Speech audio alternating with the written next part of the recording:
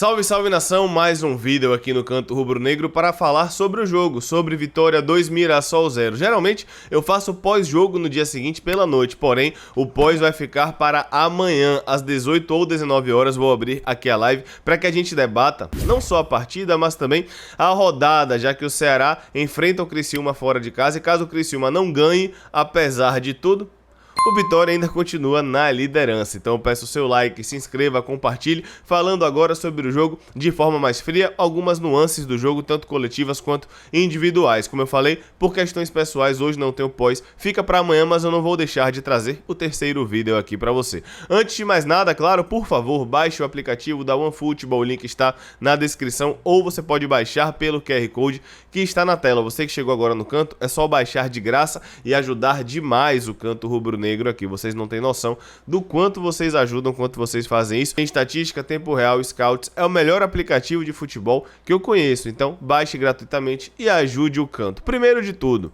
todo mundo sabe que foi um resultado ruim, mas eu sempre trago aqui que não é apenas o resultado, não é como se ganha, nem como se perde, é a forma com que isso acontece. Se você olha friamente, muitos times, de fato, vão perder pontos para o Mirassol lá na casa deles. O problema é a forma com que foi o jogo. A gente não foi bem. E para não ser injusto, a gente tem um recorte ali de 15, 20 minutos, quando o Dé falou na coletiva, eu reagi e de início eu não concordei, mas realmente, onde o Vitória não espera o Mirassol, o Vitória sobe pressão, Vitória fecha a linha de passe dos zagueiros nos volantes, inclusive eles ficam 2 minutos rodando a bola, zagueiro, lateral, lateral, zagueiro, goleiro, porque não conseguiam jogar e de fato essa postura do Vitória no começo do jogo surpreendeu, porém quando o Mirassol conseguiu sair desses gatilhos de pressão que o Vitória fazia, já que como todo mundo já sabe, a gente já falou sobre isso aqui exaustivamente, o Vitória marca por encaixes individuais, Lucas Arcanjo fez um milagre. E aqui eu vou trazer o primeiro ponto, realmente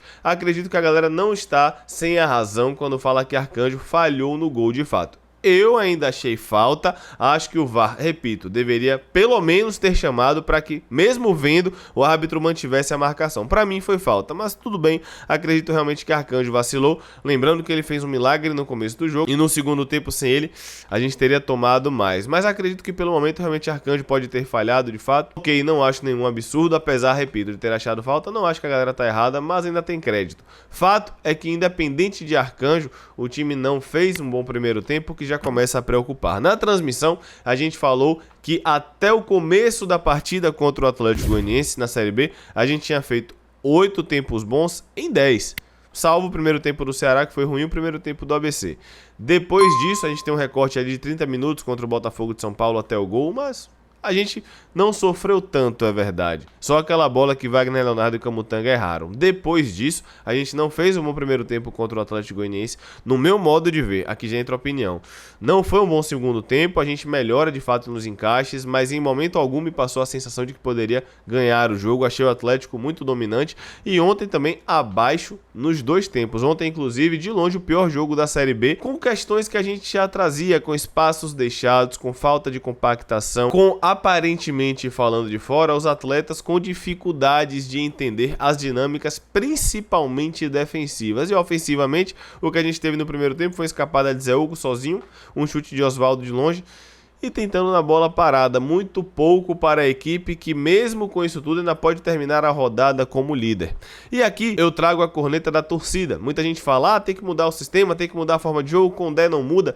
E na real, muita gente acaba falando isso no calor da emoção e repito, não está errado, porque o Vitória perdeu. Se você olha friamente, a gente com o Condé já jogou no 4-3-3, já variou para o 4-2-3-1, a gente já fez saída com 3, com a lateral baixando, a gente já marcou no 4-4-2, a gente já marcou no 4-1-4-1, a gente tentou ontem, pela primeira vez, Rafinha por dentro, que para não ser hipócrita, eu trouxe aqui essa sugestão no Canto Rubro-Negro, para que Rafinha tentasse se reinventar na Série B, de repente tentar jogar mais por dentro e não de ponta, já que ele não tem tanta força assim para jogar na ponta. Ele tentou jogar com Léo Gomes e Fumaça, coisa que não havia sido feita ainda. Então, galera, acredito que dentro desse debate que a gente sempre traz aqui no Canto Rubro-Negro, é preciso separar quando varia e não é eficiente e de quando não varia. A gente não pode pegar um resultado negativo e falar que o Vitória só sabe jogar de um jeito. Não exatamente, porque quando estava ganhando, a gente fez gol em saída de pressão adversário, a gente fez gol com a bola no chão, a gente fez gol em transição, a gente fez gol em bola parada. Nos dois últimos jogos, a gente tentou baixar a linha e sair em transição, a gente tentou propor o jogo, a gente mudou as funções dos atletas, a gente mudou até alguns posicionamentos,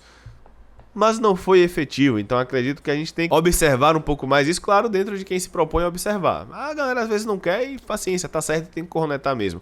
Mas aqui a minha obrigação é trazer a análise um pouco mais fria. O Vitória não fez um bom jogo, acredito que para quarta-feira as mudanças são fundamentais. Condé demorou muito de mexer na equipe, já era para ter voltado no intervalo com outra equipe. Contra o Atlético Goianiense, Paulo me convenceu. Eu entendo que você tem 5 vitórias seguidas, quando sai perdendo um tempo, você já muda a equipe, isso pode afetar o grupo, mostrar que você não confia de fato.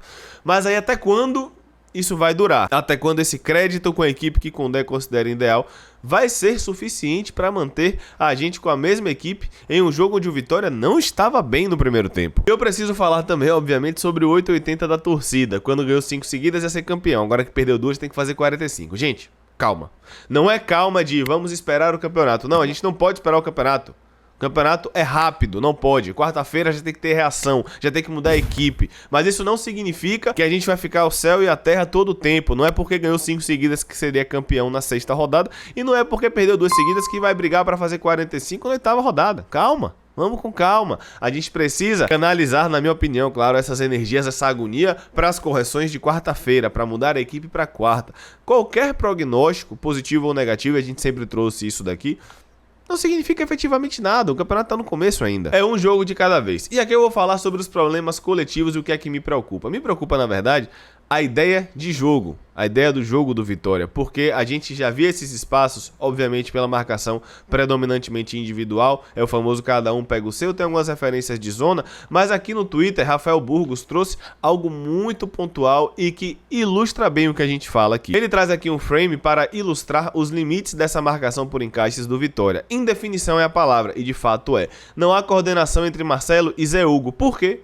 Porque o jogo é predominantemente intuitivo. Um persegue o meio até o fim e o outro desiste de perseguir o ponta. Resultado, bola nas costas e um latifúndio entre as linhas. Mas, Léo, o que é que você tanto fala sobre ser intuitivo? Você jogando bola, você pegando seu baba, você joga de forma intuitiva. É uma intuição no passe, é a tomada de decisão no chute, no lançamento, mas você também pode ter dinâmicas pré-definidas quando você treina com a equipe há mais tempo. No caso do Vitória, nosso encaixe é predominantemente individual, ou seja, fica mais a cargo do atleta. Não que não existam dinâmicas, mas a tomada de decisão do atleta é o ponto-chave. Quando o Zé Hugo não acompanha, vamos voltar aqui, ou até mesmo quando o Helder não faz a pressão no portador da bola, vira um efeito dominó. De repente, se fosse uma marcação por zona, eu não estou falando aqui que marcação por zona é melhor, não é isso. De repente, se fosse uma marcação predominantemente por zona, o time teria as linhas mais bem definidas. Essa bola de fato poderia entrar no corredor da mesma forma, mas não seria um problema mais evidente. Quando você tem uma marcação predominantemente por zona, você vê o balanço para o lado da bola e geralmente não está tão espaçado assim. Mas repito, dentro da ideia de Condé, a gente não vai fazer uma marcação predominantemente zonal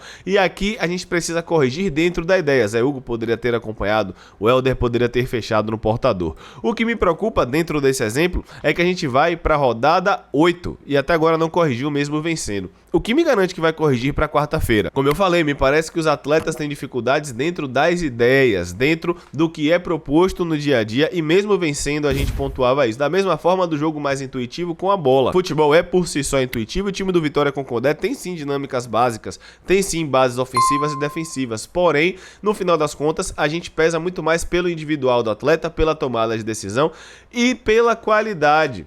Até que ponto a gente vai conseguir sustentar? Repito, sempre, eu prefiro ser feliz do que ter razão. Eu quero ser campeão dessa forma. Mas será que sustenta?